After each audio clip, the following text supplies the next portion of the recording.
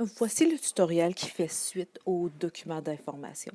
Donc, puisque le ministère a fait des modifications aux épreuves, il vous donne des exemples aussi des modifications qu'ils ont fait. Donc, la première chose qu'on va avoir, c'est des exemples de l'activité préparatoire et vous allez aussi avoir les nouvelles formulations et formes de questions parce qu'il va y avoir des modifications à ce niveau-là aussi.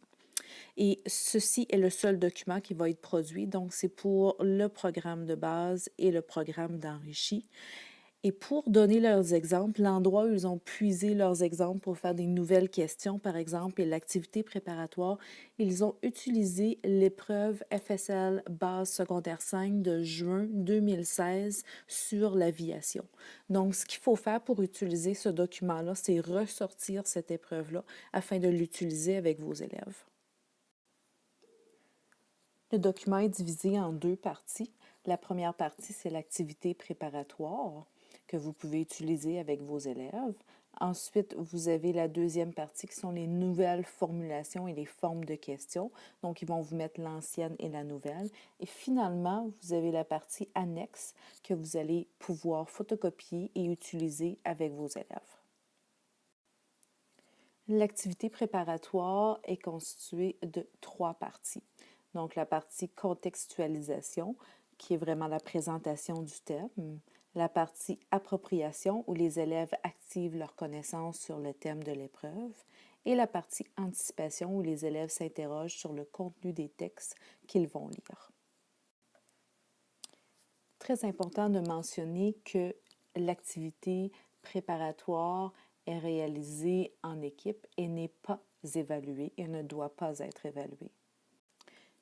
Les pages 5 et 6 sont vraiment les parties du cahier de préparation à la lecture, un exemple de ce que vous allez retrouver à la fin de l'année, mais encore une fois, c'est adapté à l'épreuve de juin 2016 que vous allez pouvoir photocopier et utiliser avec vos élèves.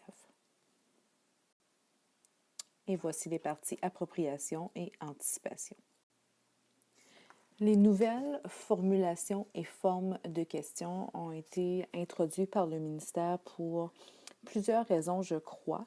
Mais une des raisons, c'est que souvent, dans les questions à choix multiples, il faut toujours mettre des leurres, donc des réponses qui sont possibles, mais et que les élèves vont souvent choisir, mais que ce n'est pas la bonne réponse.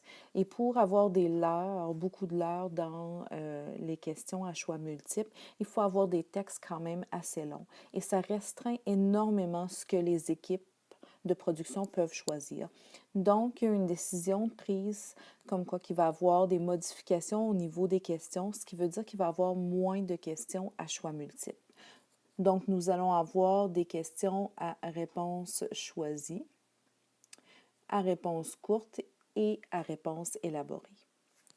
Donc, dans le futur, le cahier de questions comprendra de nouvelles formulations et formes de questions à réponse choisie et pourra contenir jusqu'à 15 de questions à réponse courte, ce qu'on n'avait pas beaucoup.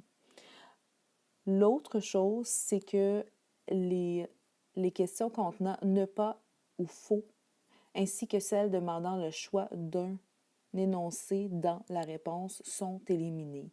Donc, ces formes de questions-là causaient problème. Le ministère analyse toujours les résultats à la fin de l'année des épreuves. Donc, cette façon-là de faire leur permet d'identifier les questions qui causent problème, non pas par un manque de compréhension du texte de l'élève, mais par la formulation de la question. Donc, ils adaptent ce qu'ils font. La première forme de question qui a été modifiée, c'est la nouvelle forme de question à choix multiples, qui est maintenant une phrase à compléter. La question 2 de l'épreuve de juin 2016 était « Pour quelle raison Clément Hadden a-t-il reçu le titre de père de l'aviation? » Et le choix de réponse, il a été le premier A et on avait les choix. Maintenant, ils ont changé un petit peu la question. Je dois avouer que la première, il n'y a pas énormément de différence. Donc, complétez la phrase suivante à partir des informations du texte. Clément Hadden a reçu le titre de père de l'aviation parce qu'il a été le premier à, et là, on a nos choix de réponse. La deuxième forme, c'est phrase avec « sauf un » qu'on va retrouver dans les choix de réponse. Ensuite, au lieu d'avoir un choix multiple comme ici, vous allez avoir au lieu de ça un paragraphe à compléter, juste comme ça. Une autre nouvelle forme de question est la question à réponse courte. Donc, au lieu d'avoir un choix de réponse, ça va être une question à réponse courte et nous retrouvions déjà ce genre de questions-là dans le programme enrichi. Ici, la nouvelle forme de question d'appariement, c'est choix de réponse utilisé plus d'une fois, sauf que nous allons encore retrouver un choix de réponse à utiliser une fois ou plus d'une fois. Les deux sont possibles dans les nouvelles épreuves. Et finalement, vous avez l'annexe avec les nouvelles questions.